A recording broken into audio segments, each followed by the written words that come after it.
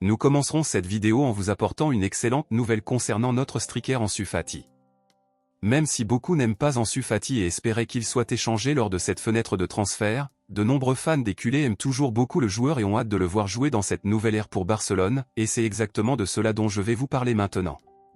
Au cours des dernières heures, l'excellente nouvelle s'est confirmée, Ansu Fati a montré de nombreux progrès dans sa convalescence, et les médecins confirment qu'il y a presque 100% de chances qu'Ansu Fati revienne jouer le 15 de ce mois contre Gérone, qui sera lors du premier match de retour après la trêve internationale de la FIFA. On ne sait toujours pas si la condition physique d'Ansu Fati lui permettra de débuter ce match ou s'il n'entrera sur le terrain qu'à un moment donné du match. Cependant, le simple fait de savoir qu'il sera prêt à jouer est une excellente nouvelle. Eh bien, comme nous avons déjà parlé d'Ansu Fati, passons maintenant à l'actualité principale, bombe exclusive de dernière minute.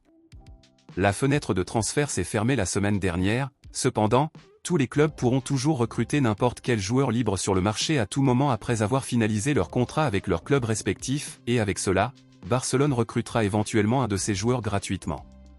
Il a été confirmé aujourd'hui que Barcelone étudierait effectivement la possibilité de recruter Adrien Rabiot, centre français de 29 ans qui a mis fin à son contrat avec la Juventus le mois dernier. L'information confirme que Barcelone serait en pourparlers avec l'agent du joueur pour parvenir à un accord, dans lequel Rabiot arriverait en remplacement temporaire de Marc Bernal. Malgré son arrivée gratuite, il y a un problème car Rabiot a un salaire très élevé, donc Barcelone négocierait pour voir s'il peut obtenir une réduction de salaire, sinon, Barcelone annulera immédiatement cette signature. Les supporters des culés disent qu'il n'est pas nécessaire de recruter Rabiot ou tout autre joueur car l'équipe est déjà bien constituée, cela ne vaut donc plus la peine d'embaucher, même si c'est gratuit. Dans ce contexte, selon vous, cela vaut-il la peine d'embaucher Rabiot gratuitement ou n'est-il plus nécessaire d'embaucher qui que ce soit à ce stade?